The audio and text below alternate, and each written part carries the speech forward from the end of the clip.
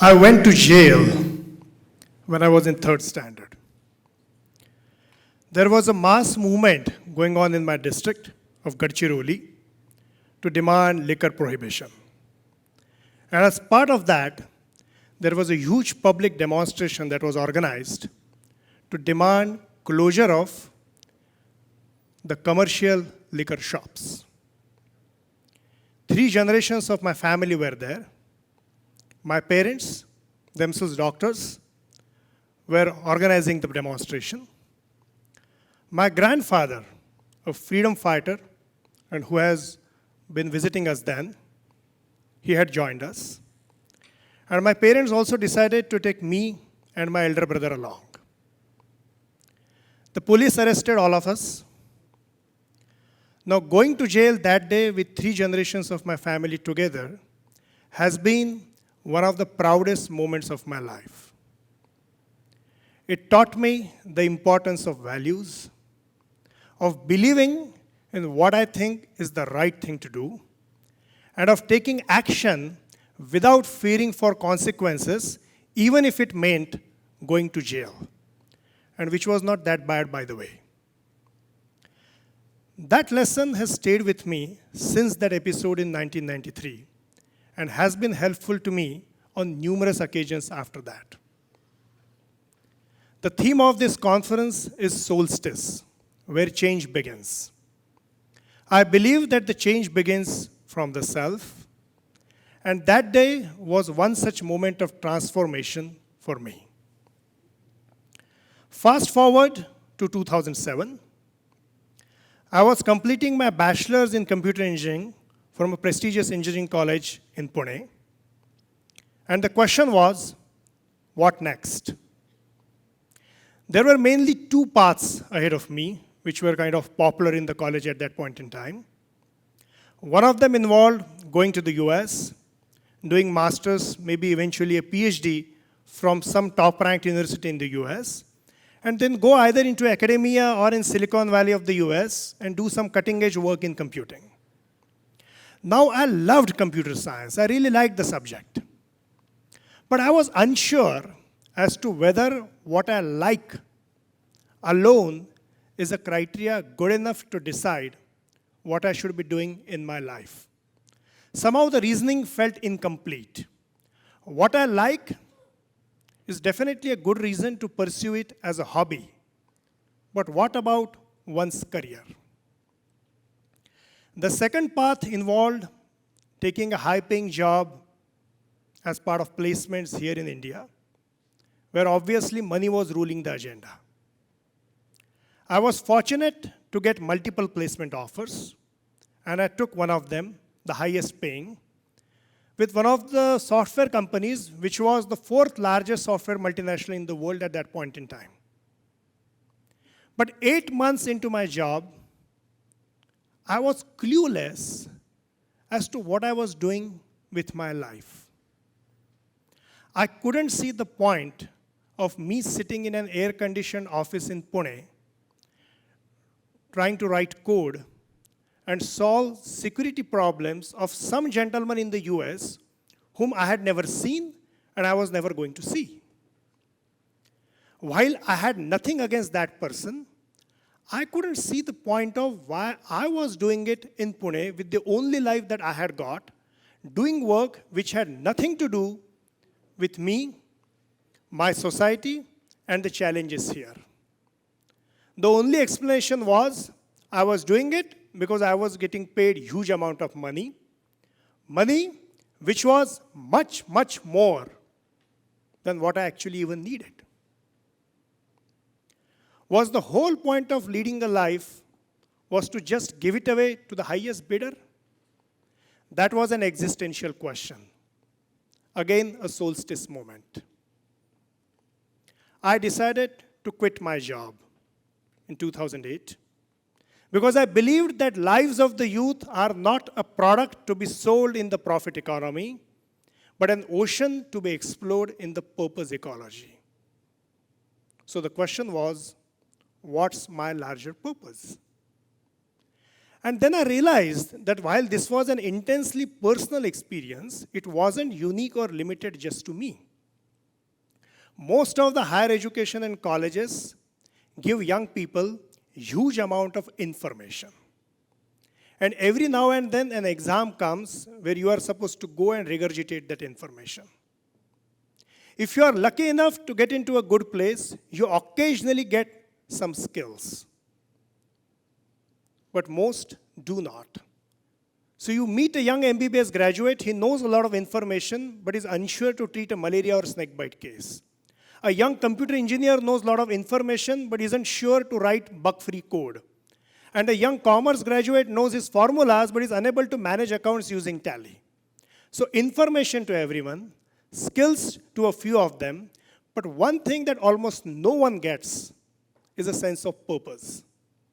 What to do with the information and skills that I have received, whose problems, which problems should I be solving, remains an unanswered question for most of the youth.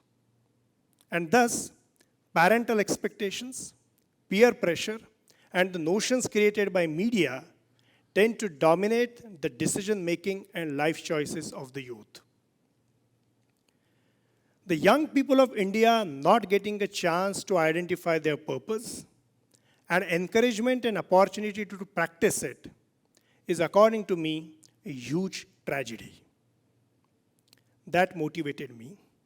And so I decided to work with this youth program called Nirman with the tagline, Youth for Purposeful Life, not Youth for Packageful Life. Now there are 26 crore young people in India in the age group of 18 to 29 years. They constitute 22% of our country's population. This youth demographic alone is larger than the entire combined population of UK, France, and Austria. Just imagine the potential of these 26 crore youth. They are the face, the force, and the future of this country. But we don't want them to be just purposeless robots.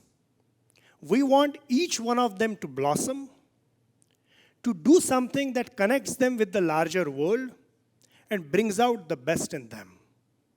In short, we want each one of them to live a life of purpose. Now, in one of the studies that we did in Nirman, 85% of the youth respondents said that they think about their purpose in life at least once or more a week. But only 37% said that the environment in their college or at their workplace is conducive for them to find out their purpose. What is it that we can do to help all these youth find out their purpose? Recent research in positive psychology has thrown light on numerous interesting findings and benefits around purpose. For example, identifying and committing to a purpose during your youth is one of the strongest predictor of long-term life satisfaction. Committing to a purpose is associated with greater levels of daily happiness, emotional stability, and higher self-esteem. Purpose also alleviates psychological unease. And most interestingly, greater purpose also predicts lower mortality risk. So living a life of purpose can definitely add life to your years, but can also literally add years to your life. Harvard Business School professor Clayton Christensen had said, if young people take the time out to figure out their life purpose, they'll look back on it as the most important thing they discovered. But without a purpose, life can become hollow. So then why is the case that in spite of this importance of purpose and of the numerous benefits that are associated with purpose, why is it that we see such a less number of youth actually possessing a purpose or even engage actively in finding one? Let me offer you two explanations.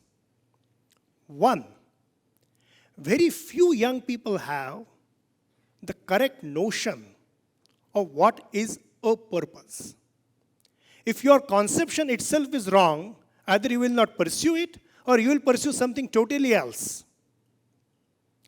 As per the Stanford professor William Damon, world's foremost authority on purpose, A purpose in life has three components: far horizon aim, personal meaningfulness, and beyond the self. Now, a purpose in life is not a short-term goal. So if somebody says, I want to do an MBA, I want to crack UPSC, or I want to be a radiologist, these are good goals, but these cannot be your purpose in life. A purpose in life is like a North Star, towards whom you keep walking. You may not actually even achieve it. It's a far horizon aim which gives you that direction.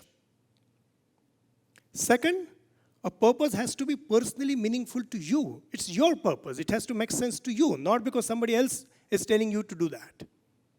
And third, and most important, it has to be beyond the self. If it's just limited to self, it could be an hobby. But for something to qualify as a purpose, it has to be beyond the self. Now that beyond the self could involve your family, your friends, your community, your customers, your beneficiaries, the larger society environment, all of that. So we need to examine that whatever we think is our purpose, does it have all these three components? If not, keep fine-tuning. The second explanation that I want to offer is that why young people do not seem to actively search for their purpose is because we as a society do not encourage it. We measure young people's success in life on the basis of their marks, their package figures, the number of vehicles they own, or the square feet of purchased property that they have. Youth are bombarded with unreasonable expectations of monetary success, innumerable options of consumerism, and along with that, a heavy dose of insecurity, thereby taking away their freedom to identify and pursue their purpose in the only life that they have got. This needs to change.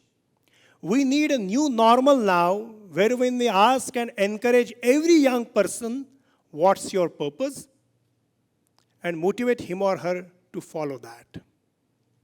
Now, living is a chance. You and I did not do anything to be born. It wasn't our choice. It was just a chance. Living is a chance, but purposeful living is a choice. We need to make that choice. Purpose is the psychological vaccine that promotes human flourishing. So I want to end by asking you, what's your purpose? Let this be the question that you ask yourself and everyone around you. The path may not be simple, the answers may not be very clear, but that's okay. We have to embrace that uncertainty and keep walking. But the question is, what's your purpose?